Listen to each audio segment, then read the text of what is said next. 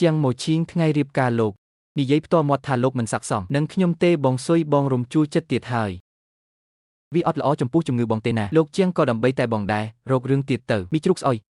នាងឯងរករឿងកាន់តែខ្លាំងជាងមកឈីងកាន់តែស្អប់នាងឯងមើលទៅថ្ងៃដែលគេទាត់នាងឯងចោលហើយមករៀបការនឹងឯងចិត្តមកដល់ហើយជាងមកឈីងតើខ្ញុំមានជំងឺស្អីគេហានាងនៅមានមុខមករំលឹករឿងពីមុនទៀតមើលរៀងខ្លួនឯងឥឡូវសិនទៅថត់ឡើងដូចជ្រូកស៊ុយឡាននាងឆេវឆាវស៊ីផឹកមិនរើសមុខថត់ដល់ថ្នាក់នឹងហើយនៅហ៊ានថាខ្លួនឯងអត់ឈឺទៀតខ្ញុំយកយល់មុខកូនទើបចេះតែទ្រាំនឹងនាងតែបើនាងនៅតែលោឡាអញ្ចឹងទៀតបងស៊ុយកុំខឹងអីប៉ះពាល់សុខភាពណាចាំខ្ញុំគ្រាបងទៅសម្រាកនៅបន្ទប់សិនណាឡានបងនឹងឲ្យអូនរស់នៅយ៉ាងមានក្តីសុខទើបតែ10ឆ្នាំសោះទោះបីជាខ្ញុំបាត់ការចងចាំមែនតែជាងមកឈីនេះហោជីវិតមានក្តីសុខដែលលោកធ្លាប់សន្យាអញត្រូវតែសម្របទម្ងន់យកតំណែងអញពីមុនមកវិញហើយត្រូវរកការពិតឃើញថា10ឆ្នាំនេះមានរឿងអីខ្លះទោះបីនឹងជាងមកឈីងអស់ចិត្តនឹងគ្នាក៏តតែម៉ែនេះជាអ្នកទាត់ក្បាលវាចោលដែរឲ្យវាស្ដាយក្រោយមិនមែនបណ្ដោយឲ្យមីស្រីលួចលាក់ដូចនាងឯងមកតាំងខ្លួនជាធំក្នុងផ្ទះនេះទេវើយស៊ុយឡាននាងឈួតទេដឹង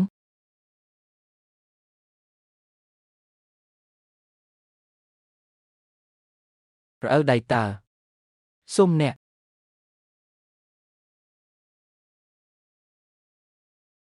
បំរើម្នាក់នេះជួយសម្អាតផងណាបងស៊ុយខ្ញុំមិនមែនជាអ្នកបម្រើទេខ្ញុំជាពេទ្យចិត្តសាស្ត្រតែលោកជាងជួលមកព្យាបាលបងខ្ញុំដឹងថាបងមានជំងឺក្នុងចិត្តមិនសប្បាយតែបងមិនអាចមករករឿងបញ្ចេញកំហឹងលើខ្ញុំអញ្ចឹងទេណាពេទ្យចិត្តសាស្ត្រពេទ្យស្អីក៏ក្រោកពីព្រលឹមមកឈោវិវត្តក្នុងផ្ទះបាយអ្នកដទៃជៀនពងទាឲ្យម្ចាស់ផ្ទះប្រុសកម្ដៅទឹកដោះគោឲ្យម្ចាស់ផ្ទះតូចអញ្ចឹងមីជ្រូកស្អុយនេះថ្ងៃនេះមិនក៏មាត់ដាច់ម្លេះស៊ុយឡាននាងកុំឲ្យវាហួសហេតុពេកម៉េចជឿចិត្តជំនួសវាហើយពាក្យដែលអាក្រក់ស្ដាប់ជាងនេះខ្ញុំមិនទាន់និយាយផងជាងមកឈីងបើគ្មានលោកកាំងពីក្រោយទេនាងនេះហ៊ានចូលមករស់នៅផ្ទះខ្ញុំដែរនាងឯងនឹងជាស្អីចេះតែប្រាប់ឲ្យខ្ញុំឆ្លុះកញ្ចក់មើលទៅអ្នកដែលគួរតែឆ្លុះកញ្ចក់គឺនាងឯងនឹងហើយស៊ុយឡានថ្ងៃនេះប្លែកម្លេះដូចជានាងកាលពី10ឆ្នាំមុនអញ្ចឹងលោកជាងខ្ញុំគ្រាន់តែអាណិតលោកនឹងសៀវលីងប៉ុណ្ណោះនឹកស្មានមិនដល់សោះថានាងឯងចូលចិត្តតាំងខ្លួនជាប្រពន្ធល្អម្ដាយល្អម្លេះបើអញ្ចឹងជួយសម្អាតវាទៅមីជ្រូកស្អុយនេះមិនក៏ប្រែប្រួលត្រឹមមួយយប់អញ្ចឹងហ៊ានជារែងផងអត់បានទេពេលនេះមិនអាចទល់ផ្ទាល់បានទេទ្រាំអញត្រូវតែទ្រាំជាងមកឈីងចូលចិត្តអញ្ចឹងណាស់ឲ្យតែគេឃើញអញកំសត់គួរឲ្យអាណិតគេនឹងកាន់តែស្អប់មីជ្រូកស្អុយដែលចូលចិត្តរករឿងនេះបានហើយក្រោកឡើងមិនបាច់ឲ្យនាងតាមសម្អាតទេលោកជាងកុំបន្ទោសបងស៊ុយអីគាត់គ្រាន់តែថត់ពេកធ្វើឲ្យអរម៉ូនប្រែប្រួលទើបឆេវឆាវអញ្ចឹងខ្ញុំមិនប្រកាន់គាត់ទេណាចុះនាងក៏មិនគួរធ្វើដាក់នាងអញ្ចឹងដែរអស់ចាមែនពិតជាឈុតសម្ដែងដ៏កំសត់នឹងមានពុតត្បុតមែននាងបិទមាត់ទៅ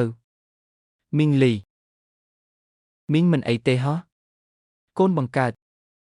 បែរជាកាន់ជើងអ្នកក្រៅមើលទៅពេទ្យចិត្តសាស្ត្រម្នាក់នេះព្យាបាលពិតជាមានប្រសិទ្ធភាពមែនតាណោះបងស៊ុយបងឈួតហើយហ៎នេះជាកូនបង្កើតបងណាមិនក៏បងនិយាយដាក់កូនអញ្ចឹងស៊ុយឡាន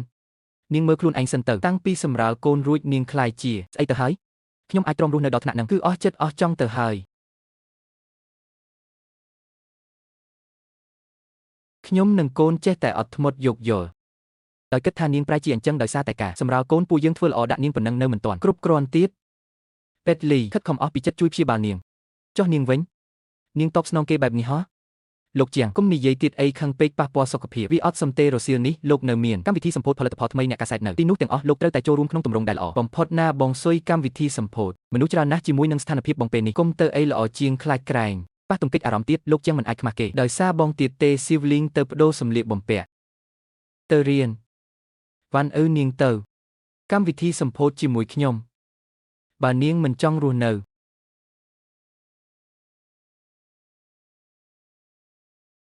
ក្នុងផ្ទះនេះទេចង់លោឡាអីក៏លោឡាទៅក្រោយពេលសម្រាលកូនរួចមើលរៀងនាងចុះខ្លាចជាស្អីទៅហើយខ្ញុំធ្វើត្រឹមនេះគឺអស់ចិត្តណាស់ទៅហើយជួយឡានដែលចាំងមកឈីងនិយាយនោះមិនមែនជាខ្ញុំតតែសោះមើលទៅមានអ្នកចំណាយពេល10ឆ្នាំដើម្បីបង្វឹកបង្កើតខ្ញុំម្នាក់ទៀតហើយលីនវ៉ាន់ចាំងមកឈីងចាំខ្ញុំស្គុំវិញសិនចាំយើងទូទាត់បញ្ជីមួយនេះ ទោះនេះជាយល់សប្បុរសជំងឺឬក៏ខ្ញុំពិតជាឆ្លងភព10ឆ្នាំមែនម្នាក់នេះក៏នៅតែជាខ្ញុំ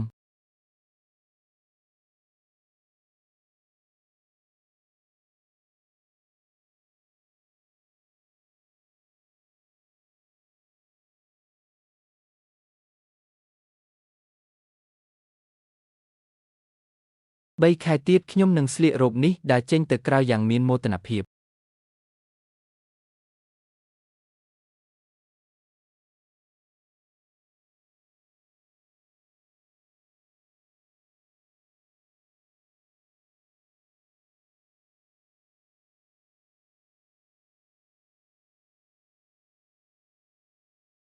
1 នាទីក្រោយមក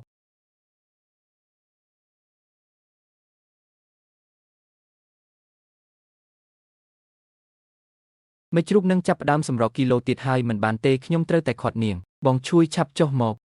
ពេទ្យធ្លាប់ប្រាប់ហើយតើស្ថានភាពរាងកាយបងពេលនេះមិនស័ក្តិសមហាត់ប្រាណខ្លាំងទេណាហាត់ខ្លាំងពេកខូចសន្លាក់ហើយណែញ៉ាំនេះទៅខ្ញុំខំក្រឡុកឲ្យណាកាឡូរីទាបហើយល្អចំពោះសុខភាពជួយគ្រប់គ្រងទម្ងន់បងបានទៀតមិនបាច់ទេហាត់ប្រាណអីចឹងល្អហើយការយកចិត្តទុកដាក់របស់ពេទ្យលីនទុកឲ្យថៅកែធំរបស់ឯងចុះ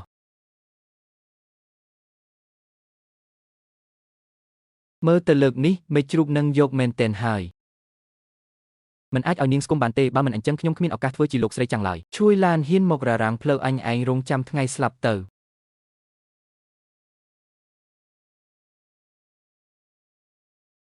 ពេទ្យលីនថ្នាំដែលអ្នកគ្រូស្នើសុំលើកនេះមានផលប៉ះពាល់ខ្លាំងណាស់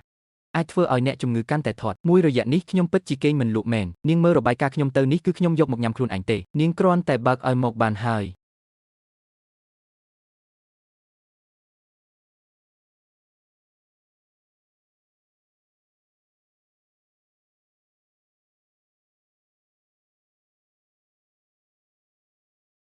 អំបញ្ញមិញពេទ្យលីនដូចជាប្រញាប់ម្លេះមានរឿងអីមែនកញ្ញាលីនថាមួយរយៈនេះគាត់ស្ត្រេសគេងមិនលក់ក៏មកបើកថ្នាំថ្មី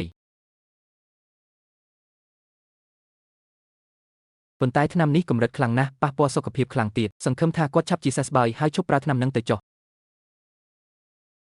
អេក្រង់អ្នកជំងឺនេះស្ថិតក្រោមការគ្រប់គ្រងរបស់វេជ្ជបណ្ឌិតលីនវ៉ាន់អ៊ឺគ្មានសិទ្ធិចូលមើលទេប្រព័ន្ធចង្រៃនេះ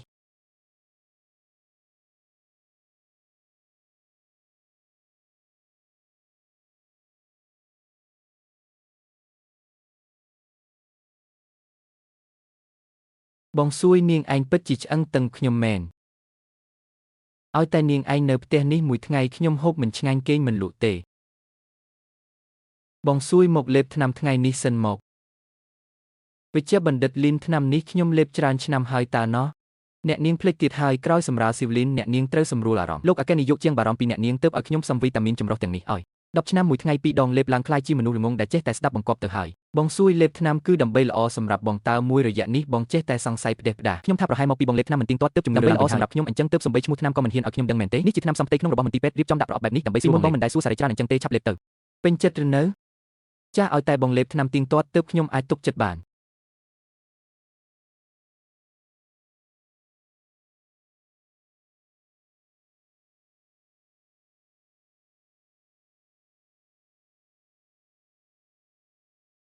អ្នកស្រីសួយលទ្ធផលតេស្តថ្នាំដែលអ្នកស្រីផ្ញើមកគឺវាជាប្រភេទថ្នាំពេទ្យនិងមានផ្ទុកអរម៉ូនបើប្រើប្រាស់រយៈពេលយូរវាមិនត្រឹមតែធ្វើឲ្យធាត់ទេថែមទាំងងាយបណ្ដាលឲ្យខ្សោយបេះដូងនិងអាចស្លាប់ភ្លាមទៀតរបាយការណ៍ពិនិត្យសុខភាពបង្ហាញថាបេះដូងអ្នកស្រីខូចខាតហើយត្រូវតែឈប់លេបថ្នាំនេះភ្លាម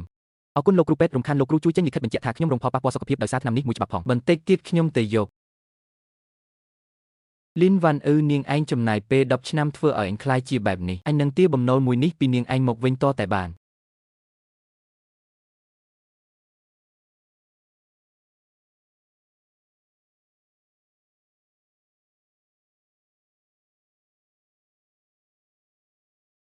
សួយឡានឯងត្រូវគេលួចដាក់ថ្នាំហើយជាស្នាដៃរបស់លីនវ៉ាន់អ៊ឺមែនទេគេស្គាល់ខ្ញុំគេមានគំនិតតែមួយជាមួយលីនវ៉ាន់អ៊ឺទេដឹងកំពុងតែចង់ឆ្កឹះសួរខ្ញុំហើយវិជ្ជបណ្ឌិតមិននិយាយអីខ្ញុំស្ដាប់មិនយល់ទេយកបាយការមកឲ្យខ្ញុំវិញមកខ្ញុំមានការរវល់សួយឡានឯងជឿយើងទៅយើងពិតជាចង់ជួយឯងមែនណាចង់ជួយខ្ញុំនរណាដឹងថាមានបង្កប់ល្បិចអីខ្លះទៅពឹងអ្នកណាក៏មិនស្មើពឹងខ្លួនឯងដែរយល់ហើយអរគុណវិជ្ជបណ្ឌិតមឹងការសន្ទនាថ្ងៃនេះលោកកុំយកទៅប្រាប់អ្នកណាចាត់ទុកថាបានជួយខ្ញុំចុះ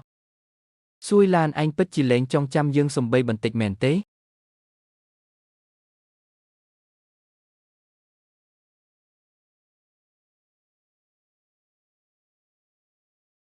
ទោះជារាងកាយនិងផ្លូវចិត្តខូចខាតយូរឆ្នាំមកហើយក្តីតែខ្ញុំនឹងបំពេញរាងកាយឡើងវិញសន្សឹមរួចប្រមូលភស្តុតាងមួយជំហានម្ដងអរគុណដល់ការប្រមានរបស់អាគូហៃស្មោះគ្រោកទាំងពីរនាក់នឹងហើយដែលបង្ខំឲ្យខ្ញុំទៅស៊ូឆ្លងកាត់ពេលវេលាដ៏លំបាកនេះក្រោកឈរឡើងវិញដើម្បីវិបកយកឈ្នះវិញ